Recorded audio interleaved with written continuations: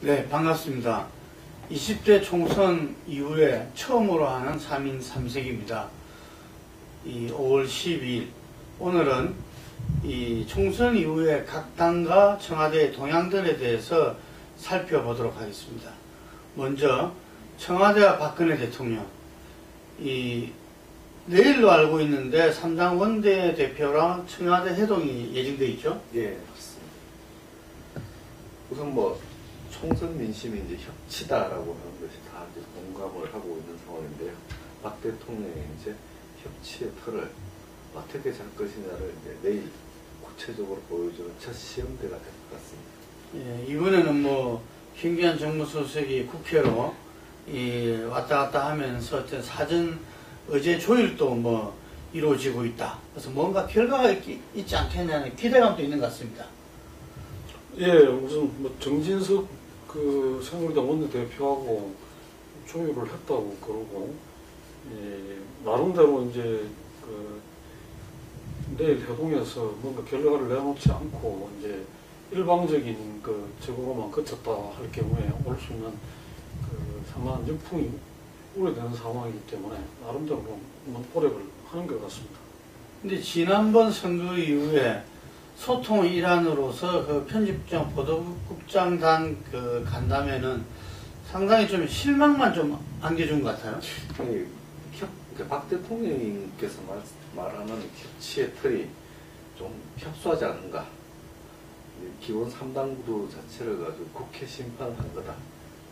현재 정부 여당에 대한 심판으로 받아들이고 그런 쪽으로 이렇게 해석을 한 부분들이 있는데, 자칫하면 이렇게 이번 3당 이제 원내 지도부 회동 자체가 협치의 어떤 모양새만 내비치고 이후에는 또 다른 정치적 갈등들 또 양산하는 것 아닌가, 이런 우려도 낳고 있습니다.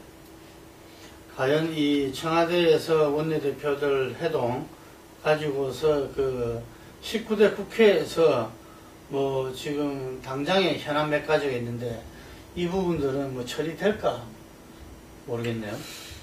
그러니까 이제 청와대 입장에서는 노동개혁 입법이라든가 지금 소위 이제 청와대 입장에서 보는 민생 현안 입법을 통과를 시켜달라고 이제 주문을 할 것이라고 봐지지만, 야당 쪽에서는 나름대로 또 거꾸로 청와대에서 주문할 것들이 있기 때문에 이 부분들에 대해서 이렇게 좀 공감대가 형성될 수 있을지, 아니면 각자 이제 서로 자기 주장만 내놓고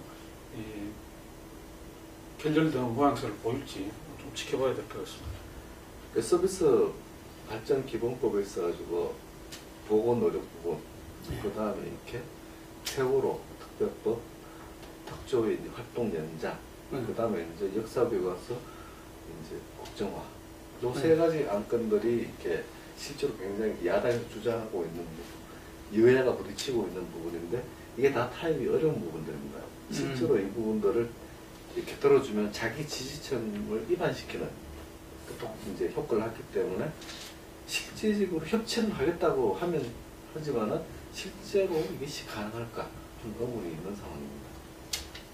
이게 협치라는 것은 기본적으로 줄 거는 주고 받을 건 받아야 되는 이런 차원인데, 그게 기본적으로 안 돼 있으면은 서로 이렇게 여러 가지 말의 어떤 성찬은 있겠지만 결과물 내기는 좀 어려울 수 있겠다, 이런 말씀인 거죠. 그럴 가능성이 현재로서는 그렇게 갈 공산이 크지 않느냐. 그러면서 이렇게 향후 전국 구도가 어차피 이렇게 진영 간에 딱 맞대결 현상으로 이렇게 갈 경우, 박 대통령께서 마찬가지, 청와대 진영도 마찬가지고 야당도 마찬가지고 크게 이렇게 불리한 것도 아니다, 이렇게 판단하고 있는 것 같습니다. 이번 선거가 누구도 예측하지 못했던 16년 만에 여소야대를 만들어내고, 심지어 1당 자리마저 내놓은 새누리당인데, 이 총선 이후에 어떤 좀 수습 과정에 있어가지고 상당히 좀 한계를 보이고 있는 것 같아요. 예, 무엇보다도 이제 좀 인적 쇄신이라고 할 수 있는 청와대 개편이나 내각 개편 같은 걸 전혀 하지 않고 있고, 더군다나 이제 총선 패배에 대한 어떤 해석조차도 일반적인 상식과 궤를 달리하고 있기 때문에, 그런 상태에서 이 청와대가 지금 대통령이 계속적으로 이렇게 리더십을 발휘하고 뭐 특히 야당까지를 끌어안는 어떤 그런 걸 발휘하기는 대단히 한계가 있는 거 아니냐. 오히려 어떻게 본다면 이제 내일 그거에서 이 청와대 회동에서 야2당이 일정하게 목소리를 같이 할 가능성이 높지 않겠느냐. 왜냐하면 지금 조금 전에 이야기했던 현안들, 세월호 그 문제라든가 또 국정교과서 문제, 역사교과서 문제나 이런 부분들은 야당이 서로 공조를 할 수밖에 없고 입장을 같이 할 수밖에 없기 때문에 그런 식의 어떤 그 대립이 다시 재현될 소지가 크다, 그렇게 봐야 될 것 같습니다. 이게 새누리당을 쇄신하는 과정에 어떤 그걸 중심적으로 해나가는 어떤 리더십이 있어야 될 건데, 그러한 리더십의 부재 속에서 오히려 거꾸로 박근혜 대통령의 장악력이 오히려 더 당에 대한 장악력이 높아졌다, 이런 분석도 있어요. 예. 실제 이제 친박 세력이 더 많이 당선됐으니까요. 그리고 이제 이번에 이제 편집국장, 보도국장 간담회에서 뭐 여야, 야당이 이제 다수를 차지하고도 박 대통령이 지금 여당인 새누리당이 내 말을 듣지 않는 것이 더 힘들었다라고 취지의 말을 했거든요. 그러니까 확실하게 이렇게 여당은 이제 과반이 안 되는 여당이라도 내가 단속하겠다, 이런 의지를 보였기 때문에 현재와 같은 이렇게 국면이 이제 빚어지고 있는 것 같습니다. 당연히 이렇게 수도권이라든가 비박들로서는 반발할 수밖에 없는 상황입니다.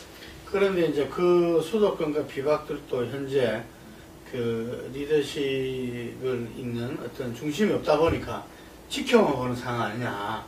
그 정진석 원내대표 선출이라든지 그 이후에 지금 이제 정진석 원내대표가 비대위원장을 겸하게 되고 혁신이나 투톱이라든지 이 모든 것이 친박들이 그 총선 이후에 어떤 구상했던 부분들이 거의 다 관철되고 있는 것 같은데 어떻게 보십니까? 그만큼 이제 그 새누리당 내에 그 힘의 균형이 이제 힘의 균형을 잃었다, 이렇게 봐야 될 것 같고, 조금 전에 뭐 지적하셨듯이 힘이 작더라도 강력한 구심이 있으면 또 그 구심력을 갖고 그거 할 건데, 지금 일단은 구심력 자체가 지금 제대로 형성이 되지 않고 있는 상황이기 때문에 이렇게 하는데, 문제는 이제 이렇게 갈 경우에 새누리당 내에서 이 상태로 가지고 내년 대선까지 갈 수 있고 또 내년 대선에서 성공할 수 있다고 보는 인식은 그렇게 높지 않기 때문에 어떻게든 이제 변화가 불가피할 거다. 그 변화가 오는 시점에서는 상당히 심각한 내부적인 또 분란에 휩싸일 수밖에 없는 그런 상황이 예견된다, 이렇게 봐야 될 것 같습니다. 우리가 이제 총선 전에 작년 같은 경우에 야당의 어떤 재편, 창조적 파괴는 불가피하다, 뭐 이랬었는데 실제로 그 탈당 세력이 분당해서 국민의당이 지금 이제 이런 3당 체제를 만들었어요. 그럼 대선을 앞두고 보수 세력도 일정 정도 재편이 뭐 필연적이지 않나, 이런 이야기도 있습니다. 그러니까 원희룡 이제 제주지사가 이렇게 문화일보하고 이제 인터뷰를 하면서 이렇게 정계 개편이 가장 가능성이 높다, 이렇게 하면서 정계 개편 가능성에 대해서 이렇게 많은 비중이 뒀는데, 실제 이제 새누리당을 보면은 당장은 이렇게 박 대통령의 리더십, 박 대통령 현재 권력의 리더십에 꽉 억눌린 상태입니다. 그러니까 이제 그렇기 때문에 좀 시간이 좀 지나야 이렇게 뭐 내년 4월 재보선 정도로 이제 얘기를 나오는데, 재보선 이후에는 이렇게 뭐 남경필 지사라든가 해서 이렇게 좀 나올 수 있지 않겠느냐, 이렇게 이제 보는 예측도 있습니다. 이게 새로운 대선 주자급의 리더십이 존재가 뭔가 나타나야 된다는 이야기인 거죠. 이게 1996년도 총선 같으면 이제 7용, 9용 이래가지고 이렇게 YS가 이렇게 대선 주자들을 많이 띄워놓고 이렇게 경쟁시키면서 이제 갔기 때문에 굉장히 이렇게 효과를 봤는데, 이번 박 대통령 이번에는 완전 대선 주자들을 다 아웃시키는 게임으로 이번 총선을 치렀거든요. 그러니까 이 여권으로서는 더 이렇게 고심을 찾기 어려운 혼란에 이제 더 빠질 수밖에 없는 구조입니다. 지금 어쨌든 그 유승민 카드는 보수에서 계속 좀 이렇게 유효하다 이렇게 봐야 됩니까? 유효하다고 볼 수 있는데 다만 이제 그것도 조금 전에 지적되고 박근혜 대통령이 일정한 가이드를 내린 셈이라고 봐야 되지 않겠습니까? 전번에 편집국장, 보도국장 거기에서 복당을 반대한다는 시사를 강력하게 했고 또 그걸 받아가지고 그 뒤로 이제 당내에서 이렇게 이야기되던 것도 쑥 들어가는 마당이기 때문에 당분간은 쉽지 않을 거다. 쉽지 않을 거고 이미 뭐 지금 20대 원구성 이전에 이제 숫자를 늘려가지고 일당 지위를 회복해서 하겠다는 그런 구상은 아닌 것 같으니까 아마 하더라도 유승민 전 원내대표의 경우에는 제일 막바지 수순이나 아니면 끝까지 좀 박근혜 대통령이 힘을 가지고 있는 한은 계속적으로 좀 유보시키는 그런 식으로 갈 수도 있지 않겠나. 그러나 그게 보수 진영 전체나 어떤 또 보수 진영을 바라보는 어떤 보수 유권자들 지지층에서는 여전히 뭐 살아있는 카드라고 봐야 되겠죠. 어쨌든 연말 정기국회가 끝날 시점까지는 뭐 여권에서는 박근혜 대통령을 중심으로 한 이 청와대와 당이 이렇게 야권과 이 여소야대의 국정을 움직여 나가는 그런 모양이 될 수밖에 없겠네요. 예.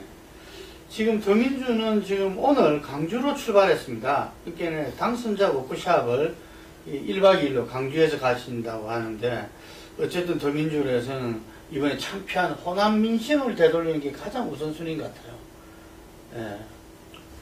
예, 뭐 우선 지금 시기가 이제 5.18 주간으로 들어가고 있고 그래서 이제 관심들이 이제 강주로 많이 이제 모이고 있는 상황이기 때문에 강주에서 워크숍을 하는 거 아닌가 이렇게 봐집니다. 근데 이제 문제는 뭐 이번 과정에서 이제 이 당선자 대회도 주목이 되지만은 각 이제 야권 더민주당 주위의 이제 주자분들이 각자 이제 강주를 중심으로 해서 자기 행보들을 이렇게 하거든요. 박원순 서울시장도 내려가고 안희정도 내려가고 또 송영길은 송영길대로 저걸 하고 문재인은 문재인대로 이렇게 쭉 하고 손학규도 이제 강주로 찾아오고 이렇게 되기 때문에 그런 것들이 이제 보여지면서 그 속에서 이제 더민주당의 향후 어떤 그런 내부 질서 재편이라든가 뭐 이런 부분들이 좀 가시화되지 않겠냐 그렇게 봐집니다. 우상호 원내대표 선출은 좀 어떻게 봐야 될까요? 또 우상호 원내대표 선출은 이렇게 당내 주류 세력이 이렇게 뭐 요번 총선에서 이제 새누리당에 구워가지고 운동권 정당 심판하자 그러는데 참 운동권 분들이 대거 당선됐습니다. 그리고 더민주 주류가 실제 수도권 주류들이 이제 그쪽 부분들이 다수다라고 입증하는 상황인데 이런 부분에서는 이제 486 중에서 그나마 이렇게 좀 원만하다 이런 평가를 받아서 이제 당선된 부분이 크거든요. 그런 부분에서는 이렇게 그동안 이렇게 있어왔던 친노 운동권 청사 이런 부분에서 일정 수혜기를 받는 그런 어떤 역할을 한 것 같습니다. 그러니까 이제 이 6명이 나왔다가 이제 처음 1차 투표에서는 우원식 의원이 이제 제일 표를 많이 얻었고 2등이 이제 우상호 의원이었는데 결선 투표로 가면서 의외로 이제 우상호 의원 쪽으로 쏠리면서 이제 뒤집어졌거든요. 뒤집어졌는데 역시 마지막에 쏠리는 과정은 뭐 당내 주류 세력들의 어떤 그런 선택이나 어떤 지원이 있었던 게 아니냐 이렇게 봐지고 상대적으로 이제 우원식 의원이나 우상호 의원이나 두 사람 다 뭐 운동권 출신이고 그하죠. 근데 이제 우원식 의원은 현장파라는 거 하고 또 친김건태라는 게 강하게 이제 자기 그게 돼 있는 사람이고 우상호 의원 같은 경우는 어쨌든 486을 대표하는 그런 거에서 역시 이제 당내 어떤 그런 적으로 갔을 때는 개파 대결로 갔을 때는 친김건태계가 아직까지 당을 그걸 하기에는 선거에서 이기기에는 역부족이었다 이렇게 보는 게 맞을 것 같습니다. 근데 이제 그 김종인 대표가 휴가를 끝나고 그 들어오시면서 예를 들면은 그 당직자를 갖다 임명하는 가운데 상당히 그 전문가 출신들을 갖다 많이 이 포진을 하고 또 이번에 총선 슬로건도 경제는 문제는 경제다 이랬지만 어쨌든 경제 진용을 상당히 구축한 것 같아요. 그 예. 경제 그 대선을 준비하는 그 턱입니까? 그 부분은 성남을 했다 이런 이야기도 나오는데. 특별기구를 이렇게 네. 정책위원회, 변제일 정책위원회하고 협의를 해서 이렇게 따로 이제 김 대표가 이렇게 맞는 형식으로 아마 조만간 설치될 것 같습니다. 그러니까 두 가지가 같이 있는 것은 하나는 이제 충청권에 대한 배려를 상당히 좀 했다고 볼 수 있고 또 한 가지는 이제 그 경제 쪽을 그걸 하면서 전문가들을 많이 지원을 했는데 이 부분들은 역시 이제 앞으로 김종인 대표가 일정하게는 역할을 하면서 가지 않겠냐 대선 때까지도 이렇게 그런 그림을 생각을 할 수가 있고 아마 이 전당대회가 끝나고 나더라도 검세 이렇게 당을 적을 하거나 떠나거나 하지는 않을 거라고 보는 게 맞지 않겠나 그렇게 봐지네요.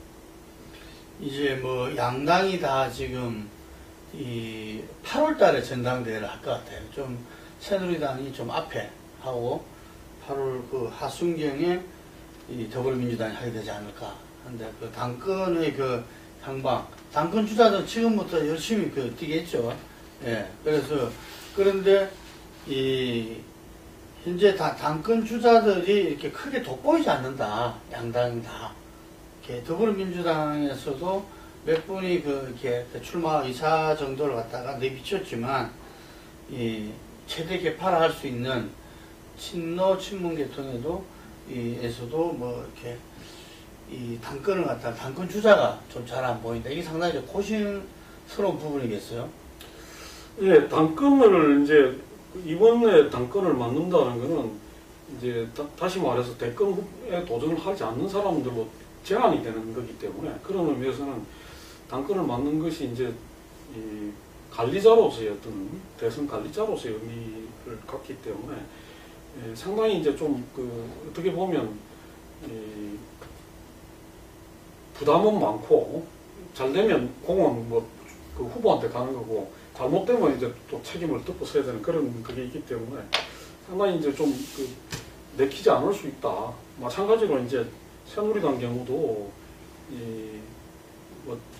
힘으로 보면 최경환 의원이 가장 유력할 건데 스스로가 이제 전면에 나서기를 굉장히 꺼려하는 그러면서 이주영을 의원을 민다는 그런 이야기도 있습니다만 좀 더 두고 봐야 될 것 같아요. 새누리당은. 그렇지만은 더민주도 누구나 저 사람이 당을 지금 맡아서 이끄는 것이 대외적으로나 대내적으로 적합하고 마땅하다 이렇게 봐지는 인물이 찾아지기에는 좀 쉽지가 않다. 더군다나 또 많은 분들이 지금 당 밖에 이제 좀 산재해 있는 그것도 있어가지고. 예, 지금 국민의당 어쨌든 간에 16년 만에 여소야돼 3당 체제에서 캐스팅 포트를 넘어서 국정 주도자 역할을 하겠다는 안철수 대표의 그것도 있었는데 연정론을 갖다가 처음 제기했다. 거기에 대해서 어떤 역작용이 있으니까 서둘러 그 부분들을 이제는 이렇게 이야기하지 말자 이렇게 닫았어요. 그런 부분들이 어쨌든 간에 호남에서조차 문재인 더민주당 전 대표와 안철수 대표 취지가 이렇게 뒤바뀌는 그런 현상도 나오고 상당히 당 전체 지지율도 좀 떨어지는 지금 이런 부분들이 나타나서 어쨌든 국민의당은 여전히 좀 이렇게 정체성이라든지 이런 부분에 조금 이렇게 복잡한 양상이 나타나고 있는데 어떻게 보십니까? 이번에 이제 당직자들 사무총장 임명 과정이나 이런 걸 보면 역시 이제 호남에서 의원들이 많이 나왔고 또 이제 수도권에 이제 안철수 대표를 중심으로 하는 세력들이 서로 이해관계가 다르기 때문에 상당히 충돌하고 앞으로 이런 것들이 좀 반복적으로 일어날 그게 있지 않느냐 그렇게 빠집니다. 이 부분을 어떻게 이제 서로 조화롭게 이제 극복해 나가면서 이 타협점을 찾아내느냐는 게 문제가 있을 것 같고, 또 한편으로는 이제 여전히 또 이 제3당으로서의 역할, 이 부분을 어떻게 적절하게 잘 찾아내느냐는 게 그럴 건데, 조금 오버하면 당장 여론이 그걸 하는 그런 문제가 있기 때문에 아주 고심하면서 가야 되지 않겠냐. 그러면서 또 한편으로는 어떤 자기 지지층을 이렇게 확보를 해야지. 전번에도 우리가 그런 이야기가 나왔습니다만, 역시 내년 4월 재보선에서 전국 정당으로의 발돋움을 하지 못하면 그 이후로는 또 상당히 어려워질 거거든요. 이제 대선으로 가는 과정에서 지금의 그것만 가지고는 호남으로 너무 제한되어 있기 때문에 어려울 건데, 그걸 돌파를 해내는 걸 가자면 내년 4월까지는 어쨌든 다른 지역에서도 좀 많은 사람들을 영입을 해갖고 가야 되는데 그게 쉽지만은 않을 것 같습니다. 일단 국민당 안 대표 스스로가 이렇게 뭐 주도 정당이다라고 표현을 하죠. 사실 이제 현재 어서 프로그램 캐스팅 보트인데, 이 캐스팅 보트의 효율을 가장 높이는 쪽으로 당을 운영하게 되면은 이 정체성 문제가 끊임없이 시비거리가 되는 이 딜레마가 있습니다. 이 딜레마를 극복하고 이제 외연 확대로 갈 수 있느냐 없느냐, 이 해법을 찾는 것이 가장 중요한데 이 쉽지 않아 보인다, 이렇게 하는데, 그분들은 당 정체성은 바로 민생이다 뭐 이렇게 이야기하는데, 하여간 정체성 문제가 내부적으로도